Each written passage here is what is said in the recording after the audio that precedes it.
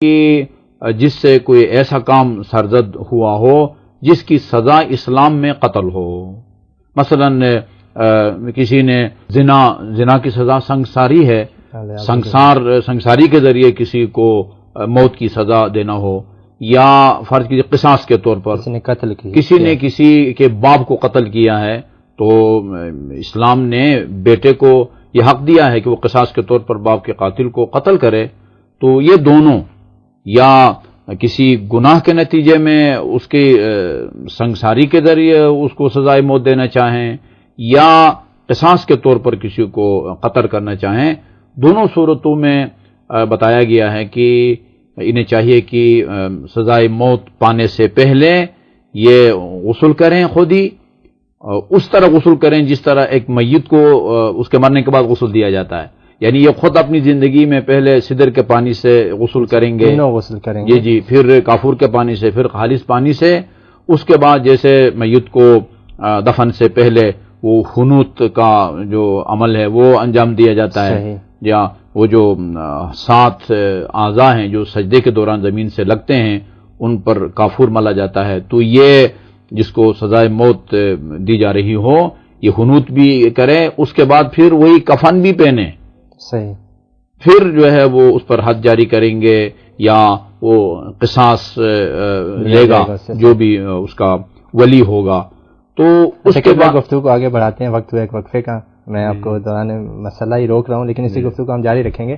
ناظرین کرام، وقت ایک وقفے کا، مختصر سے وقفے کے بعد آپ کی خدمت میں دوبارہ حاضر ہوتے ہیں.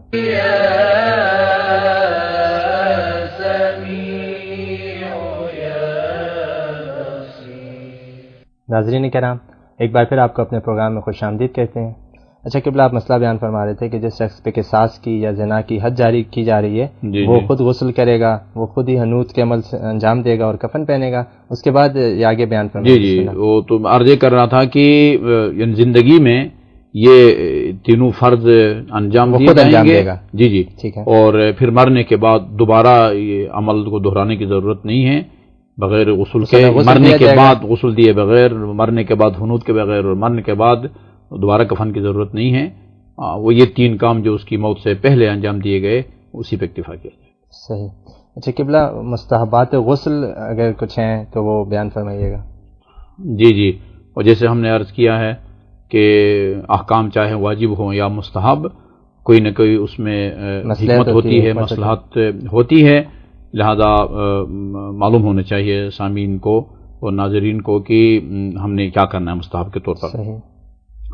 کچھ کام مستحب کے طور پر بیان کیے گئے ہیں. ان میں سے ایک یہ ہے کہ آپ کسی اونچی جگہ پہ رکھ کے، یعنی زمین کے اوپر نیچے رکھ کے اس کو غسل نہ دیں، کسی اونچی جگہ، زمین سے تھوڑا اونچی سطح، جیسے بعض مساجد میں جہاں وہ مغسل بنا ہوتا، غسل کی جگہ بنی ہوئی ہوتی ہے، وہاں سیمنٹ کی جو ہے وہ جگہ بناتے ہیں اور کافی زمین سے وہ اونچی ہوتی ہے. اور اسی طریقے سے جس طرح میت کو غسل کے دوران لٹانا چاہیے اسی انداز میں اور اسی رخ پہ، احتضار کی حالت میں جیسے جی صحیح، جی اسی رخ پہ وہ جگہ بنی ہوئی ہوتی ہے اونچی، اور اس کو غسل دیا جاتا ہے.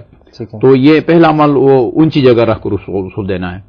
اور دوسرا جو مستحب عمل ہے وہ یہ ہے کہ اس کو غسل دیتے وقت اس طرح لٹایا جائے جس طرح احتضار اور جانکنی کے موقع پر اس کو لٹایا جاتا ہے. جیسا ہم نے پہلے بیان کیا ہے، اس کو اس طرح لٹایا جائے پشت بقبلہ، اس کے دونوں جو وہ ہیں پاؤں کے تلوے وہ رخ بقبلہ ہوں، اس طرح سے کہ اگر وہ اس کو اٹھایا جاتا ہے تو اس کا جو اگلا قیام کی حالت، جی اگلا جو حصہ ہے جسم کا، سینہ، چھاتی وغیرہ، وہ رخ بقبلہ ہوں. یہ نماز کی حالت میں وہ قیام کرتا ہے تو کھڑا ہوتا ہے. جی اس طرح سے ہو. اچھا، اسی طرح اور مستحبات میں یہ بیان کیا جاتا ہے کہ اس کے کپڑے جو اس نے پہنے ہوئے ہیں، جی جو اس نے کپڑے پہنے ہوئے ہوں ان کو اتارا جائے. تو مطلب جس طرح زندگی میں عام حالات میں انسان کپڑے اتارتا ہے تو وہ سر کی طرف سے اتارتا ہے قمیص کو. جی تو بہتر یہ ہے کہ سر کی طرف سے نہ اتارا جائے اس کی قمیص، بلکہ پاؤں کی طرف سے، یعنی جس طرح انسان شلوار یا دوسری چیزیں پاؤں کی طرف سے اتارتا ہے اسی طرح قمیص کو بھی پاؤں والی طرف. اور اس کی حکمت یہ بیان کی گئی ہے کہ جس کو فلسفہ کہتے ہیں کہ ممکن ہے کہ مریض ہے تو ہو سکتا ہے کسی خون لگا ہوا ہو یا کوئی اور گندی چیز لگی ہوئی ہو، آلودہ ہو اس کی قمیص، تو اس کے چہرے کو جو اس کے جسم کا ایک محترم حصہ ہے اس کو آلودگی سے بچانے کے لیے یہ عمل مستحب قرار دیا گیا ہے۔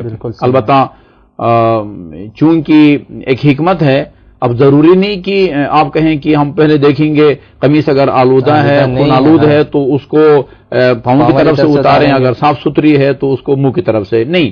جو حکمت ہے وہ کہیں وہ ہوتی ہے کہیں نہیں ہوتی، لیکن حکم عمومی ہوتا ہے۔ وہ جس طرح عدت کے بارے میں کہا جاتا ہے کہ خاتون کو طلاق دی جاتی ہے تو وہ طلاق کے فوراً بعد وہ کہیں اور شادی نہیں کر سکتی، وہ عدت کے دن گزارتی ہے۔ اس کی حکمت یہ بتائی جاتی ہے تاکہ اگر وہ فوری طور پر شادی کی جاتی ہے اور پھر اس کا ہاں کوئی اولاد ہو تو پتہ نہیں چل سکے گا کہ یہ سابق شوہر سے ہے یا موجودہ شوہر سے ہے، تو وہ اس غلط فہمی سے بچنے کے لیے وہ انتظار کرتی ہے۔ ٹھیک ہے، لیکن بعض اوقات ایسا ہوتا ہے کہ نہیں، جہاں اس بات کا امکان نہیں ہوتا کہ مثلا سابق شوہر کا بچہ ہو، پھر بھی مثلا ایک شوہر 8-10 سال سے کسی دوسرے ملک میں رہ رہا ہے اور وہیں سے وہ صیغہ طلاق وہ جاری کیا جاتا ہے اس کی طرف سے، تو اس کا مطلب یہ نہیں کہ اب چونکہ کئی سال سے وہ دور رہ رہا ہے لہذا اب اس کو عدت گزارنے کی ضرورت نہیں ہے، نہیں، وہ عدت گزارے گی۔ تو یہ جو حکمت ہوتی ہے وہ موجود ہو یا نہ ہو ہر جگہ، تو فلسفہ اس کا یہ ہے، حکم برقرار ہے، جو حکم برقرار، حکم عمومی ہے، وہ حکمت کسی جگہ ہوتی ہے اور کسی جگہ نہیں ہوتی۔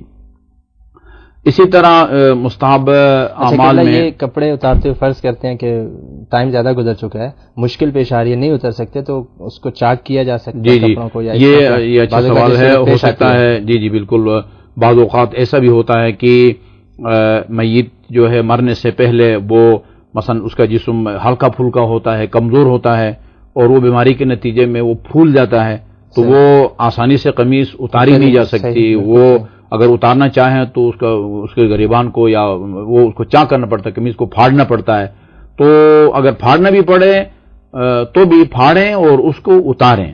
لیکن ایک نقطے کا خیال رکھنا چاہیے، اور وہ یہ کہ چونکہ مطلب روح کے جسم سے خارج ہونے کے فوراً بعد اب میت کی تمام چیزیں، وہ جائیداد ہوں یا کپڑے ہوں یا نقد رقم، اب اس کی ملکیت سے نکل جاتی ہیں اور وارثین کی ملکیت میں چلی جاتی ہیں۔ صحیح۔ تو ان جائیداد میں سے ایک چیز اس کے کپڑے بھی ہیں۔ صحیح۔ اب ان کو پھاڑنا پڑتا ہے تو یہ ایک قسم کا تصرف ہے، وہ استعمال ہے، وہ وارث کی اجازت کے بعد یہ عمل انجام دیا جائے گا۔ وارث سے اجازت دیں تو اس کو پھاڑیں، اور اگر وارث سے اجازت نہ دیں تو اس کو نہ پھاڑیں۔ اسی طرح مستحب اعمال میں سے یہ ہے کہ جب میت کو غسل دینے لگیں تو اس کو واجب غسل دینے سے پہلے، ہر غسل سے پہلے، یعنی سدر کے پانی سے، بیری کے پانی سے، کافور کے پانی سے، خالص سے ہاتھ کو تقریباً آدھا ہاتھ، یعنی کلائی اور کوہنی کے درمیان کا حصہ، آدھا ہاتھ تک جو ہے وہ 3 دفعہ اس کے ہاتھوں کو دھو کے پھر غسل کا آغاز کیا جائے۔ یہ مستحبات میں سے، یقیناً اس میں بھی کوئی فلسفہ ہے، حکمت ہے، اور یقیناً اس میں ثواب ہے۔ اسی طرح اس کو 3 جو غسل دیے جاتے ہیں تو ہر غسل میں ہر عضو کو 3 دفعہ دھویا جائے، یعنی جب بیری کے پانی سے، جی بیری کے پانی سے جب آپ دھوتے ہیں تو بیری کے پانی سے سر کو بھی 3 دفعہ دھوئیں، دائیں طرف کو بھی اور بائیں طرف کو بھی، یعنی تینوں غسلوں میں تینوں جو اعضاء بدن ہیں ان کو 3 دفعہ دھونا، یہ بھی غسل کے مستحبات میں وہ شامل ہیں۔ اسی طرح مستحب ہے کہ جب آپ غسل دیتے ہیں، ویسے اس سے ہم نے پہلے عرض کیا ہے کہ سر اور گردن کو ایک حصہ فرض کیا جاتا ہے، اس میں بہتر ہے کہ جب سر کا غسل دینے لگیں تو پہلے سر کے دائیں حصے کو دھویا جائے، پھر بائیں حصے کو دھویا جائے، پھر دائیں طرف اور بائیں طرف کو دھونا چاہیے۔